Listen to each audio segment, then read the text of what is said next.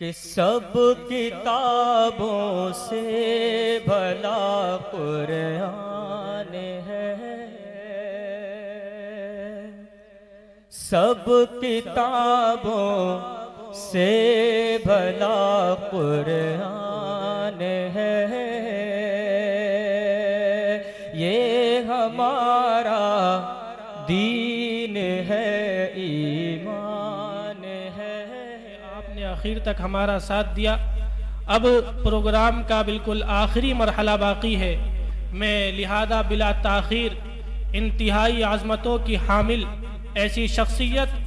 کے حوالے آپ کو کرنا چاہتا ہوں کہ جن کا اس علاقے کی ماحول سازی اور علمی و دینی فضا قائم کرنے میں بڑا کردار رہا ہے، جن کے والد محترم اور جد امجد کی بڑی کوششیں اس علاقے کی ماحول سازی میں رہی ہیں، اور مجھ سے بہتر آپ ان کے بارے میں جانتے ہیں، صاحب البیت ادرا بما فیہ۔ لہذا میں بلا تاخیر نمونہ اسلاف حضرت اقدس مولانا اسلام الحق صاحب قاسمی،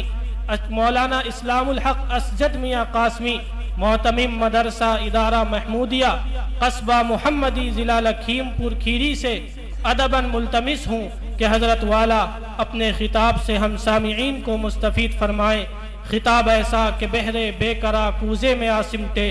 خطاب ایسا کہ بحر بے کرا کوزے میں آسمٹے، فصاحت ختم ہے جن پر، بلاغت ختم ہے جن پر، اور عجب خو حق شناسی کی خدا نے جن کو بخشی ہے،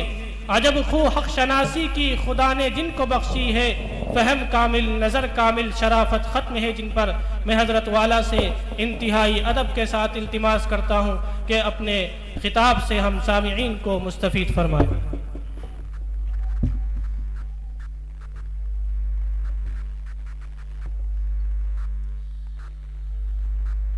نحمده ونستعينه ونستغفره ونؤمن به ونتوكل عليه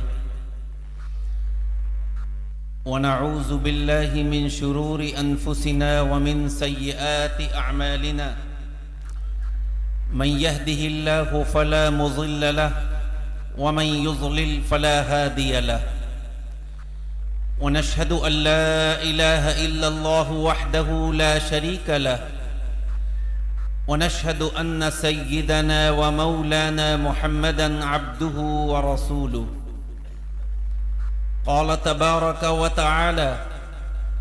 أعوذ بالله من الشيطان الرجيم، بسم الله الرحمن الرحيم، ولقد يسرنا القرآن للذكر فهل من مدكر۔ وقال رسول الله صلى الله عليه وسلم: كلكم راع وكلكم مسؤول عن رعيته، او كما قال عليه الصلاة والسلام۔ آج کے اس عظیم الشان جلسہ دستار بندی کی صدارت فرما رہے ہمارے استاذ محترم حضرت اقدس حضرت مولانا محمد سالم صاحب قاسمی دامت برکاتہم العالیہ، جو آپ کے لیے کوئی محتاج تعارف نہیں ہے، لیکن میں نے استاذ کا ذکر اس لیے کیا کہ مراد آباد میں کے ختم بخاری کے موقع پر حاضری کا شرف حاصل ہوا، تو وہاں مولانا چونکہ ہمارے استاد ہیں اور ہمارے والد کے شاگرد ہیں، ادارہ محمودیہ کے خوشچی ہیں، مولانا نے وہاں پڑھا بھی ہے اور پڑھایا بھی ہے، تو ایک صاحب ہم سے کہنے لگے کہ میں تو ابھی تک یہ سمجھ رہا تھا کہ مولانا آپ کے درسی ساتھی ہوں گے،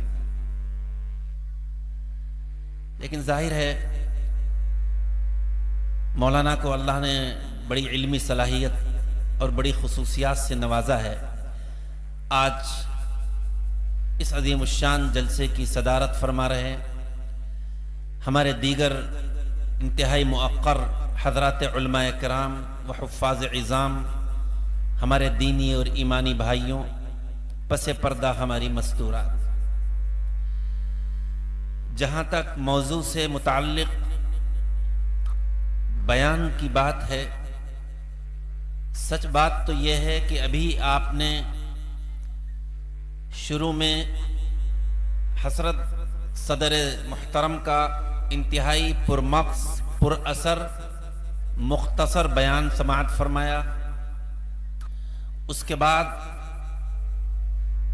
ندوۃ العلماء کے ایک انتہائی مشہور و معروف خطیب اور مبلغ حضرت مولانا مفتی آفتاب عالم صاحب ندوی دامت برکاتہم العالیہ کا بیان بہت ہی بہترین انداز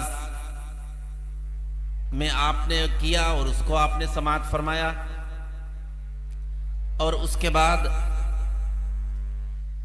ہمارے رفیق مکرم حضرت اقدس مولانا متین الحق اسامہ قاسمی رحمۃ اللہ علیہ، جو ہمارے دارالعلوم کے درس ساتھی تھے، ان کے سچے جانشین، ان کے بیٹے مولانا امین الحق عبداللہ قاسمی کا بھی آپ نے بیان سماعت فرمایا. تو بیانات تو موضوع سے متعلق آپ کے پاس آ چکے ہیں اور یہ ترتیب معکوس ہو گئی. صدر کا بیان تو سب سے آخر میں ہونا چاہیے تھا، لیکن صدارتی خطاب پہلے ہو گیا اور ایک شاگرد کو بعد میں بٹھا دیا گیا. بہرحال الامر فوق الادب کے تحت میں بیٹھ تو گیا، کوئی تفصیلی بات بھی نہیں کرنی ہے، صرف چند باتیں کہہ کر میں اجازت چاہوں گا. ابھی تک آپ نے قرآن کے فضائل، حفاظ کرام کا مقام و مرتبہ، میدان حشر میں ان کے والدین کی تاج پوشی اور حفاظ کا 10 ان گنہگاروں کے بارے میں جن کے لیے دوزخ کا فیصلہ ہو چکا، ان کی سفارش، حفاظ کی تلاوت میں جنت کا مقام، یہ تمام باتیں آپ نے سماعت فرما لی. تو اس لیے میں ان باتوں کو تو بالکل نہیں دہراتا، لیکن قرآن کے تعلق سے ایک بات ذہن میں رکھیے کہ آج اس خوبصورت منظر کو جو آپ کے سامنے ہے کہ ان بچوں نے اپنے سروں پر دستار علماء کرام کے ہاتھوں سے بنوائی ہے، یقیناً یہ بچے بھی آج بہت خوش ہیں، ان کے والدین بھی خوشی سے پھولے سما نہیں رہے ہوں گے، ان کی والدہ اور ان کے اہل خانہ، ان کے عزیز و اقارب بھی اس منظر کو دیکھ کر بہت خوش ہوں گے. لیکن دنیا میں خوشی بھی عارضی ہے، غم بھی عارضی ہے. دنیا میں بہت مرتبہ ایسا ہوتا ہے کہ ہم بہت خوش ہوتے ہیں، لیکن بعد میں کبھی کبھار کسی مصیبت اور غم میں مبتلا ہوتے ہیں. کیونکہ دنیا کی زندگی عارضی ہے، نہ معلوم کب اللہ کا بلاوا آ جائے اور ہمیں اس دنیا جہاں کو چھوڑ کر جانا پڑ جائے. تو سب سے پہلے تو میں مبارکباد دیتا ہوں ان بچوں کے انتہائی خوش قسمت سعادت مند والدین کو کہ اللہ نے آپ کے دل میں یہ بات ڈالی کہ آپ نے اپنے لخت جگر، اپنے نور نظر، اپنی اس امانت کو جو اللہ نے آپ کو اولاد کی شکل میں عطا فرمائی تھی، آپ نے ان بچوں کو شروع سے کسی کانوینٹ اسکول، کسی عصری تعلیم گاہ میں نہ بھیج کر مدرسہ رحمانیہ میں بھیجا. اور بہت ممکن ہے، جیسا کہ مجھ سے قبل یہ بات آئی، کہ آپ کے کسی عزیز نے ہو سکتا ہے کبھی کہا ہو کہ ارے تم یہ کیا کر رہے ہو، تمہارا بچہ تو بڑا ذہین ہے، تمہیں اللہ نے مال و دولت سے نوازا ہے تو تم تو کسی کانوینٹ اسکول کی فیس تم بسہولت ادا کر سکتے ہو، اپنے بچوں کو وہاں بھیج سکتے ہو، آخر تم نے مدرسے میں کیوں ڈال دیا؟ یہ بات میں اس لیے کہہ رہا ہوں کہ بعض لوگوں نے یہ بات مجھ سے محمدی میں کہی کہ فلاں کا پتہ نہیں کیا عجیب دماغ چل گیا تھا، اتنا ذہین فتین بچہ جو اگر دنیاوی تعلیم شروع سے حاصل کرتا تو ٹاپ ہو رہتا، انجینئر یا ڈاکٹر بنتا، پروفیسر بنتا، لیکن کیا معلوم اس کو کیا ہوا، اس نے اپنے بچے کو مدرسے میں ڈال دیا۔ اور ایک بات کہتا چلوں، یہ المیہ بھی ہے کہ آج ہم نے اپنے بچوں کا انتخاب الا ماشاء اللہ،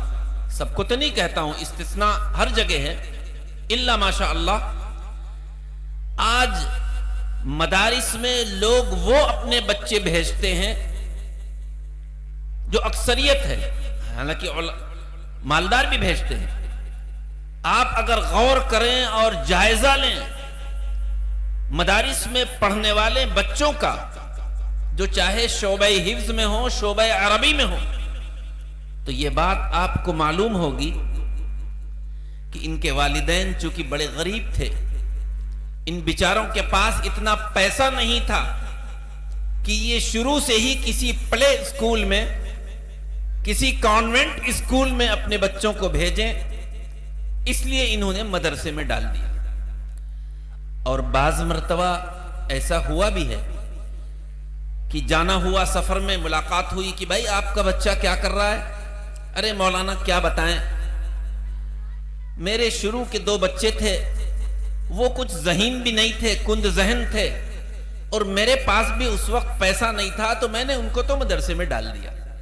لیکن الحمدللہ اللہ نے اب ہماری تجارت میں بڑی برکت عطا کی، اب اللہ نے ہم کو مال و دولت سے خوب نوازا ہے، اور بچہ بھی انتہائی ذہین اور فتین ہے،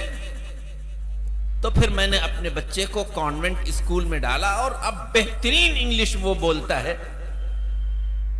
اور آگے میرا یہ ارادہ ہے ڈاکٹر بنانے کا، انجینئر بنانے کا۔ یہ نہ سمجھیے گا میری اس گفتگو سے کہ علماء عصری تعلیم کو منع کرتے ہیں۔ آپ اپنے بچے کو انجینئر بنائیے، ڈاکٹر بنائیے، پروفیسر بنائیے، کوئی منع نہیں ہے، لیکن خدا کے لیے ابتدا میں اللہ اگر آپ کو توفیق دے تو آپ اپنے بچوں کو قرآن ضرور پڑھائیے۔ آج مسلمانوں کی کتنی بڑی تعداد ایسی ہے کہ جو قرآن پڑھنا نہیں جانتی، ہندی جانتے ہیں، ہندی میں قرآن لاتے ہیں، انگلش میں قرآن لاتے ہیں، ان کے والدین نے ان کو نہیں پڑھایا۔ لہذا آج اس جلسے دستار بندی سے یہ پیغام لے کر جائیے، دل و دماغ میں یہ بات بٹھال کر جائیے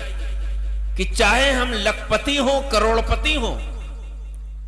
لیکن ہم اپنے ان نونہالوں کو قرآن سے محروم نہیں کریں گے۔ قرآن پڑھانے کے لیے کسی مدرسے میں بھیجیں گے، یا اگر وہ عصری تعلیم گاہ میں بھی ہے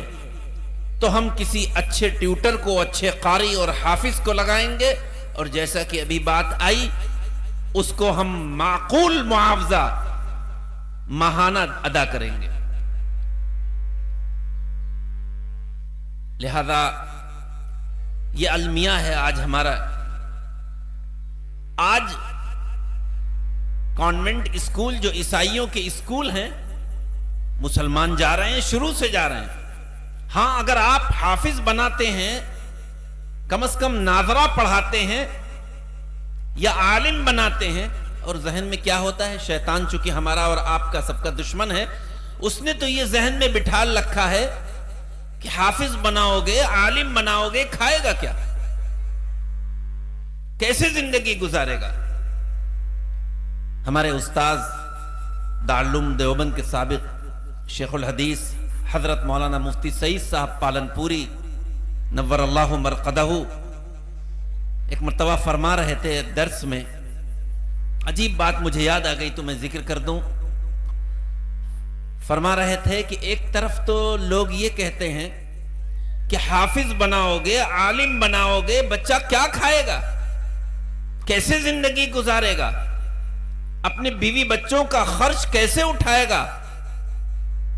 اور دوسری طرف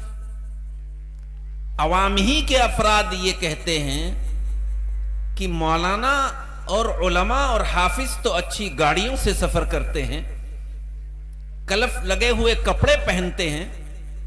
مرغ و ماہی کھاتے ہیں، ان کی بڑی عزت ہوتی ہے.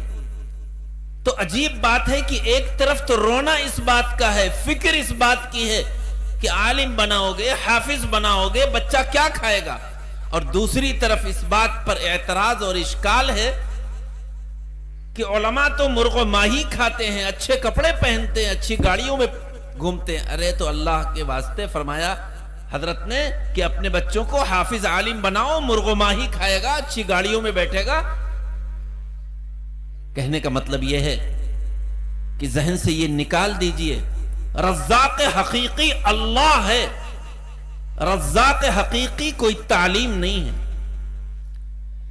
رزاق حقیقی کسی یونیورسٹی کی ڈگری نہیں ہے. ہاں آپ بچوں کو، جیسے بہت سے خود بچے حافظ بن جاتے ہیں، عالم بن جاتے ہیں. ہمارے ادارہ محمودیہ کے پڑھے ہوئے مولانا تشریف فرما ہیں، بہت اچھی طرح واقف ہیں، آپ کے ہی درسی ساتھی مولانا نفیس صاحب، بنگلور جانا ہوا، بنگلور کے ایک بڑی یونیورسٹی کے پروفیسر ہیں، اور الحمدللہ اب وضاقتہ بھی ان کی بالکل صحیح ہے. ادارہ محمودیہ میں پڑھا، دارالعلوم میں پڑھا، اور اس کے بعد اللہ خوب نواز رہا ہے. لکھنؤ میں کرسی روڈ پر ایک کالج ہے، ارم میڈیکل کالج، آپ نے نام سنا ہوگا. اس ارم میڈیکل کالج کے جو پرنسپل ہیں، جہاں BOMS تک کی تعلیم ہے، لڑکے اور لڑکیاں پڑھتی ہیں، تو آپ کی اطلاع کے لیے عرض کر دوں کہ اس کے پرنسپل حافظ بھی ہیں اور عالم بھی ہیں. ہمارے مدرسے کے پڑھے ہوئے ہیں، مولانا عبدالحکیم صاحب کے صاحبزادے مولانا اجمل، عبدالحلیم اجمل، ڈاکٹر عبدالحلیم اجمل. تو ایسی ایک نہیں، سینکڑوں مثالیں دی جا سکتی ہیں. آج ذہن میں یہ ہے کہ اگر بچے نے یہ پڑھ لیا تو انگریزی اسے کیسے آئے گی، علماء تو انگریزی جانتے نہیں. اور میں تو یہ کہتا ہوں، اور میرا تجربہ ہے، کہ اگر آپ اپنے بچے کو حافظ بنا لیں، عالم بنا دیں، اس کے بعد دنیاوی تعلیم گاہ میں داخل کریں، تو وہ بچہ اور لوگوں بچوں کے مقابلے میں اور اسٹوڈنٹس کے مقابلے میں ٹاپر رہے گا. اور مجھے یاد آیا دہلی کی جامعہ ملیہ آپ سب واقف ہیں، ایک دارالعلوم کا فاضل جو حافظ قرآن بھی تھا، عالم دین تھا، اس نے دارالعلوم کی فراغت کے بعد MA کے لیے ایڈمیشن لیا جامعہ ملیہ میں. تو آپ جانتے ہیں کہ کوئی MA انگلش سے کرتا ہے، کوئی عربی سے کرتا ہے، کوئی فارسی سے کرتا ہے، اختیار ہوتا ہے، اختیاری مضمون ہے. تو بہرحال MA وہ کر رہا تھا، ریزلٹ نکلا، انگلش میں جن بچوں نے MA کیا تھا ان کا ریزلٹ چسپاں کیا گیا ایک جگہ. تو یہ مولوی صاحب بھی اونچا پیجامہ، لمبا کرتا، ٹوپی لگائے، رومال ڈالے، وہ دیکھنے لگے. تو لڑکوں کو مذاق سوجا، جو اپنے کو بہت سمجھتے تھے کہ مجھے بڑی انگلش آتی ہے. ارے کہنے لگے مولوی صاحب یہ کیا دیکھ رہے ہو،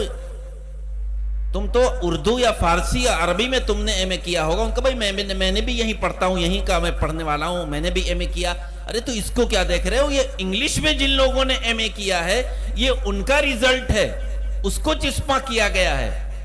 اب انہیں بھی کچھ شرارت سوجھی، انہوں نے بھی کہا کہ اچھا مولویوں کو تم لوگ ایسی سمجھتے ہو. کہنے لگے ایسا ہے کہ میں پڑھ لوں، کہیں ABCD کر کے بتا دینا بھائی کس کا نام ہے کیا ہے. پڑھ تو سکتا ہی ہے کہ ہماری یونیورسٹی کا کون سا بچہ ٹاپ آیا ہے، کون سا سیکنڈ ہے، کون سا تھرڈ ہے. اب میں آپ کو بتلاؤں، غور سے اس واقعے کو بات کو سنیے، بات لمبی نہیں کرنی ہے۔ جب یونیورسٹی کا، جامعہ ملیہ کا ایک فنکشن ہوتا ہے، ایک پروگرام ہوتا ہے اور بچوں کو انعامات تقسیم ہوتے ہیں، تو اس میں سب سے پہلے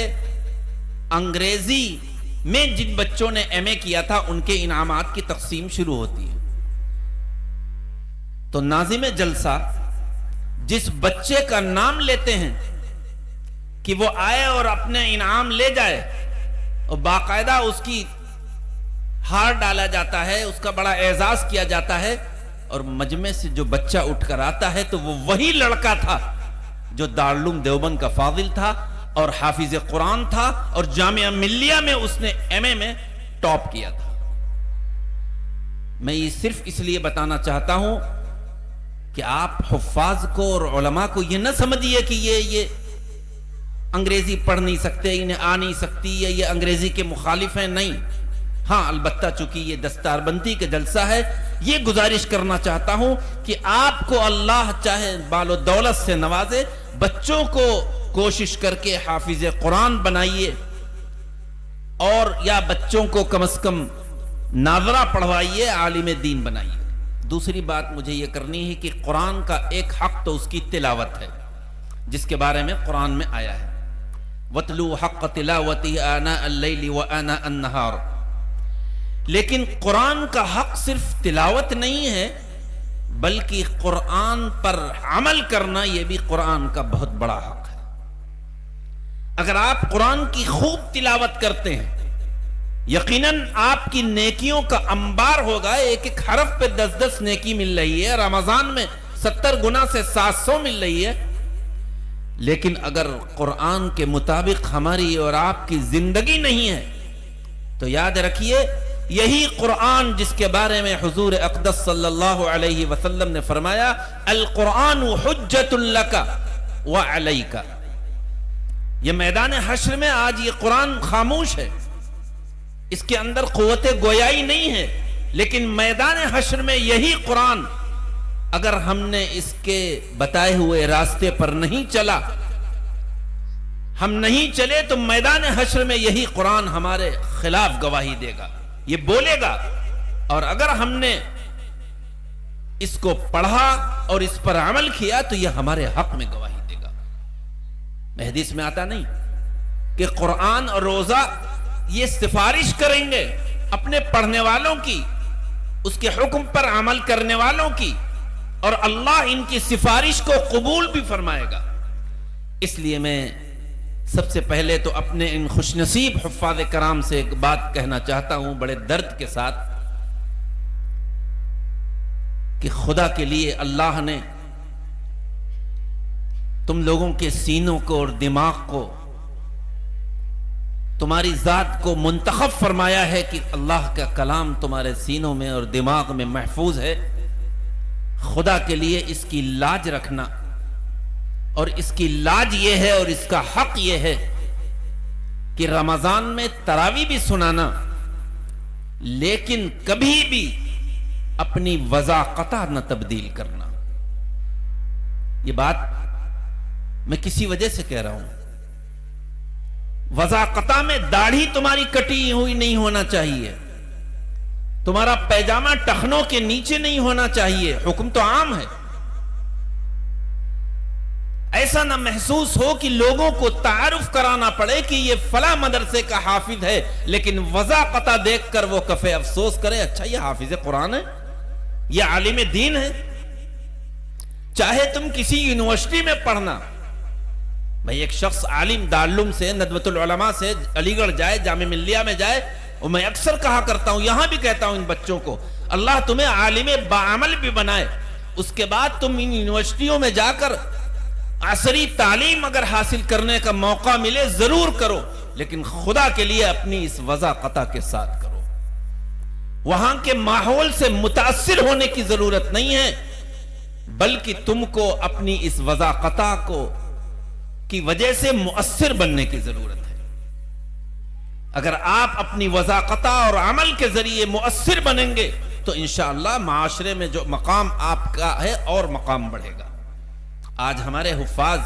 ہمارے علماء بعض مرتبہ اپنی وضاقتیں بدل لیتے ہیں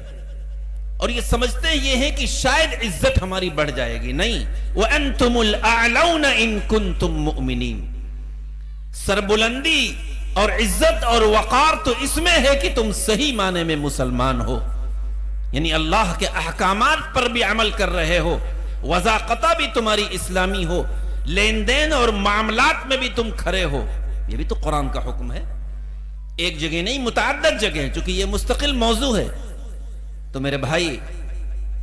میں آپ سے بھی یہ کہنا چاہتا ہوں کہ خدا کے لیے اللہ نے آپ کو اگر ناظرہ پڑھنے کی توفیق دی ہے یا حفظ کی توفیق دی ہے یا قرآن کی تلاوت کی توفیق دی ہے تو اس کے ساتھ ساتھ یہ سوچئے کہ قرآن پر عمل کس طرح کیا جائے گا. کیا قرآن میں صرف نماز، روزہ، زکوٰۃ، حج کے ہی مسائل ہیں؟ نہیں، علماء تشریف فرما ہے قرآن میں معاملات اور لین دین کی بھی مسائل ہیں. آج ہم نماز اور روزہ اور زکوٰۃ اور حج میں تو دیندار ہیں، لیکن معاملات اور لین دین میں ہم دیندار نہیں ہیں. اللہ معاف فرمائے. شیطان کا حملہ کبھی کبھی ان لوگوں پر جو پانچوں وقت نماز پڑھتے ہیں، حافظ قرآن ہیں، صاحب ایمان ہیں، اللہ عبادات کی توفیق عنایت فرماتا ہے. شیطان کا حملہ یہ سوچتا ہے کہ ہم اس کو نماز سے نہیں روک سکے، روزہ رکھنے سے نہیں روک سکے، زکوٰۃ دینے سے نہیں روک سکے، حج جیسے مقدس سفر سے نہیں روک سکے، تو چلو ہمیں تو اس کو شکار کرنا ہے، اس کو ہمیں راہ راست سے ہٹانا ہے. تو شیطان پھر معاملات اور لین دین میں کوتاہی برتاتا ہے. پھر کتنے دیندار ایسے ہیں جو وضاقتہ بھی اسلامی ہے، چہرے پر داڑیاں بھی ہیں، ٹوپی بھی ہے، سب کچھ ہے، مسلمانوں جیسا نام بھی ہے، مسلم محلے میں رہتے ہیں، مسلم بستی میں رہتے ہیں، لیکن اگر ان کے لین دین کا اور معاملات کا جائزہ لیا جائے تو الامہ الحفیظ. اس لیے دین کا یہ ایک بہت بہت اہم شعبہ ہے. یہاں سے یہ پیغام لے کر اٹھیے کہ اگر اللہ نے ہم کو اپنی عبادات کی توفیق عنایت فرمائی ہے، اللہ کے حقوق کو ادا کرنے کی توفیق عطا فرمائی ہے، تو اللہ کے بندوں کے بھی حقوق ہم ادا کریں گے، تبھی ہم کو جنت ملے گی. صرف ان 4 عبادتوں کو کر کے جنت میں جانے والے نہیں. مجھے ایک حدیث یاد آئی، بس وہ پڑھ سنا کہ میں اپنی بات ختم کرتا ہوں. حضور اقدس صلی اللہ علیہ وسلم نے ایک موقع پر صحابہ سے یہ سوال کیا تھا کہ بتاؤ کنگال کسے کہتے ہیں؟ صحابہ نے جواباً عرض کیا کہ کنگال وہ ہے جس کے پاس روپیہ پیسہ نہ ہو. ہم آپ سے بھی سوال کریں، آپ کا بھی یہی جواب ہوگا. حضور صلی اللہ علیہ وسلم نے فرمایا میدان حشر قائم ہوگا، سورج سواء و نیزے پر ہوگا، نفسی نفسی کا عالم ہوگا، وہاں کوئی کسی کا پرسان حال نہیں ہوگا. ایسا سخت وقت ہوگا کہ حضرت عائشہ رضی اللہ تعالی عنہ نے تو ایک مرتبہ یہ سوال کیا کہ اے اللہ کے رسول، ذرا یہ تو بتائیے کہ میدان حشر میں آپ اپنے گھر والوں کو، آپ مجھے یاد رکھیں گے؟ حضور صلی اللہ علیہ وسلم فرماتے ہیں اے عائشہ، 3 مقامات تو ایسے ہوں گے، 3 جگہیں تو ایسی ہوں گی جہاں کوئی کسی کو نہیں یاد رکھے گا. اس میں پہلی جگہ عند المیزان، جس وقت ہمارے اعمال کو تولنے کے لیے ترازو قائم ہوگا، وہاں تو نفسی نفسی کا عالم ہوگا. دوسری جگہ عند الکتاب، جب نامہ اعمال کے دینے کا وقت ہوگا. اور تیسری جگہ عند الصراط، جب پل صراط سے گزرنے کا وقت ہوگا. جب اللہ کے نبی یہ فرما سکتے ہیں جبکہ آپ تو بخشے بخشائے ہیں اور وہ آپ کا مقام ہے، تو ہماری اور آپ کی کیا حیثیت ہے؟ تو آپ نے فرمایا کہ دیکھو یقیناً تم نے جواب تو صحیح دیا، لیکن سنو، حدیث ہے کہ دنیا میدان حشر قائم ہوگا، اللہ کا دربار ہوگا، لوگ بہت نیکیاں لے کر پہنچیں گے، ان کے پاس نمازیں بھی ہوں گے، قرآن کی تلاوت بھی ہوگی، زکوٰۃ اور حج بھی ہوگا، سب کچھ ہوگا. اللہ فرمائے گا یقیناً تو نے اے بندے میرا تو حق ادا کر دیا، لیکن دیکھ یہ بندہ آ گیا، یہ بھی میرا بندہ ہے، تو نے اس کے دنیا میں پیسے نہیں دیے. یہ دیکھو دوسرا آ گیا، اس کا تو نے حق مارا، اس کی زمین اپنی زمین میں شامل کی. یہ دیکھو تیسرا آ گیا. سارے حقوق والے وہاں جمع ہو جائیں گے. بہت غور سے اس بات کو سنیں. اللہ فرمائے گا ان کو ان کا حق دے دو. ظاہر ہے ہمارے پاس نہ کسی بینک کی چیک بک ہوگی کہ ہم چیک کاٹ کر مسئلہ ختم کر لیں کہ جاؤ یہ اسٹیٹ بینک کی چیک لے لو اور بھائی نکال لینا، نہ زمین کے کاغذات ہوں گے کہ وہ دے کر کہیں کہ جاؤ جو زمین ہم نے اپنی زمین میں شامل کی ہے، گھر بنانے میں، دکان بنانے میں، کھیت میں میڑ کاٹ کر جو ہم نے زمین شامل کی ہے، یا اپنے اثر و رسوخ کے ذریعے ہم نے عدالت میں جھوٹ بول کر جو زمین حاصل کی ہے، جاؤ تم لے لو، ہم کو جنت میں جانے دو، نہیں، وہاں تو وہ صرف نیکیاں ہوں گی جو اللہ نے ہمیں اپنی اس مختصر سی زندگی میں کرنے کی توفیق عنایت فرمائی ہوگی، ہمارے اعمال ہوں گے، تلاوت قرآن ہوگی، رو کر دعائیں اور گڑگڑانا ہوگا، اللہ تبارک و تعالی ہماری ان نیکیوں کو اس کو دے دے گا جس نے فرائض پر عمل کیا اور زیادہ کوئی عبادات نہیں کی لیکن دنیا میں کسی کا حق نہیں مارا، اور ہم نیکیوں سے بالکل خالی ہو جائیں گے، کنگال ہو جائیں گے، نیکیوں کا انبار لے کر میدان حشر میں پہنچے تھے اور نامہ اعمال بائیں ہاتھ میں مل جائے گا، دوزخ کا پروانہ مل جائے گا، اس وقت افسوس ہوگا کاش کہ دنیا میں لوگوں کا قرض ادا کر دیتے، دنیا میں ہم لوگوں کا جو حق مارا ہے اس کو دے دیتے، تو آج ہمارے سامنے یہ حال نہ ہوتا ہے۔ میرے بھائی یہ سب وقت آنے والا ہے، نہ معلوم کب اللہ کا بلاوا آ جائے، کب ہمیں اس دنیا سے جانا پڑ جائے، ہم دنیا میں ایک مسافر کی طرح ہیں، کب یہ سفر ختم ہو جائے۔ پہانی کا رہنے والا دلی سے یا لکھنؤ سے چلا، راستے میں دشواریاں اور پریشانیاں ہوتی ہیں، لیکن سوچتا ہے کہ پہانی میں میرا گھر ہے، گھر جا کر ہم آرام کریں گے۔ میں ہر صاحب ایمان مرد اور عورتوں کا یہی حال ہونا چاہیے کہ ہمارا اور آپ کا اصل گھر اور اصل منزل تو قبر ہے، نہ معلوم وہ منزل کب آ جائے، کب اللہ کا بلاوا آ جائے۔ باپ بیٹھا ہے، دنیا سے بیٹا جا رہا ہے، دادا بیٹھا ہے، پوتا جا رہا ہے، ماں بیٹھی ہے، بیٹی جا رہی ہے، آئے دن آپ دیکھتے رہتے ہیں حادثات، انسان نکلا گھر پر اس کی لاش آ رہی ہے، نہ معلوم کب موت کا وقت آ جائے، لوگ ہمیں نہلا کر کفلا کر اور کندھے پر رکھ کر مٹی میں جا کر دفن کر دیں، اس اندھیرے گڑھے میں ہمارا کوئی بھی پرسان حال نہیں ہوگا، وہاں تو وہی نیک عمل کام آئیں گے جو ہم نے دنیا میں کیے ہیں۔ اس لیے یہ پیغام دے کر جانا چاہتا ہوں کہ خدا کے لیے قرآن کی تلاوت کے ساتھ، اللہ کے حقوق کو ادا کرنے کے ساتھ اللہ کے بندوں کے بھی حقوق ادا کریے، اور اچھے کام کرنے کے ساتھ گناہوں سے بھی اپنے آپ کو بچائیے، اور یہ اولاد اللہ نے جو امانتاً آپ کو دی ہے، اپنی فکر کے ساتھ اس اولاد کی بھی آخرت کی فکر کریے، تو انشاءاللہ ہم دنیا میں بھی کامیاب ہوں گے اور آخرت میں بھی کامیاب ہوں گے۔ دنیا میں سرخروئی ملے نہ ملے، آخرت میں سرخروئی ملے گی، یہی اصل مطلوب ہے۔ میں نے جو حدیث پڑھی تھی، قرآن کی آیت پڑھی تھی، اس میں یہی ہے کہ ہم نے قرآن کو آسان فرمایا نصیحت کے لیے۔ نصیحت اس سے کوئی حاصل کرے، اس کو پڑھے، اس کو یاد کرے، اس کے لیے بھی آسان ہے۔ اور میں نے حدیث پڑھی تھی کہ تم سب کا سب نگراں ہو، میدان حشر میں تمہاری نگرانی کے مطابق باس پرس ہوگی، اس لیے ہر باپ اپنی اولاد کا نگراں ہے۔ ذمہ داری ہے کہ آپ جس طرح خود باجماعت نماز کا اہتمام کرتے ہیں، فجر میں اور عشاء میں جاتے ہیں، اپنے نوجوان دوستوں سے بھی، اپنے نوجوان جوان لڑکوں سے بھی کہیے۔ میں کہا کرتا ہوں، آپ کا بیٹا اگر دلی میں موجود ہے، آپ دہلی میں فون کر کے اس کی خیریت پوچھتے ہیں، بتاؤ تمہاری فیکٹری کیسی چل رہی ہے، تمہارا کارخانہ کیسا چل رہا ہے، اگر اس کی جاب ہے، سروس سے کس وقت واپس آتے ہو، تمہیں اس مہینے کی سیلری ملی نہ ملی، رہنے کے لیے کوئی معقول مکان اور جگہ ملی، اس کا کرایہ کتنا ہے۔ کتنے لوگ ایسے ہوں جو اپنے بچوں کو فون کر کے یہ پوچھتے ہوں، جو دہلی میں یا بامبے میں کام کر رہے ہوں، کہ بتاؤ تم نے فجر کی نماز پڑھی یا نہیں پڑھی، بتاؤ تم اپنی کارخانے کی مشغولیت میں تمہاری کوئی نماز تو نہیں قضا ہوئی، کوئی کسی گناہ میں تو نہیں مبتلا ہو۔ اگر ہم یہ کرنے لگے تو میں سمجھتا ہوں اصلاح معاشرہ کے جلسوں کی ضرورت نہیں پڑے گی، اور یہ کام صرف علماء کا نہیں ہے، یہ کام آپ کا بھی ہے۔ میدان حشر میں آپ سے بھی پوچھا جائے گا، قبر میں جو سوال علماء سے ہوگا وہی آپ سے بھی ہوگا۔ جب سوال ایک ہے تو جواب کی تیاری بھی ہم سب کو ایک ہی کرنا ہے۔ اس لیے میرے بھائی، میرے عزیز، بس یہی پیغام دے کر دانا چاہتا ہوں کہ ہم سب یہ رو کر گر گڑا کر اللہ سے دعا کریں۔ آپ نے شب برات میں کی بھی ہوگی کہ اے اللہ ہمارے گناہوں کو معاف فرما دے اور نیک عمل میں استقامت نصیب فرما دے، اور اللہ کے احکام کے ساتھ اللہ کے بندوں کے حقوق کو ادا کرنے کی بھی توفیق نصیب فرمائے۔ وآخر الدعوانا ان الحمد للہ رب العالمین۔ مولانا دعا الحمد للہ وحدہ اللهم صل على محمد وعلى آل محمد كما صليت على إبراهيم وعلى آل إبراهيم إنك حميد مجيد اللهم بارك على محمد وعلى آل محمد كما باركت على إبراهيم وعلى آل إبراهيم إنك حميد مجيد ربنا ظلمنا أنفسنا وإن لم تغفر لنا وترحمنا لنكونن من الخاسرين ربنا آتنا في الدنيا حسنة وفي الآخرة حسنة وقنا عذاب النار وقنا عذاب النار وقنا عذاب النار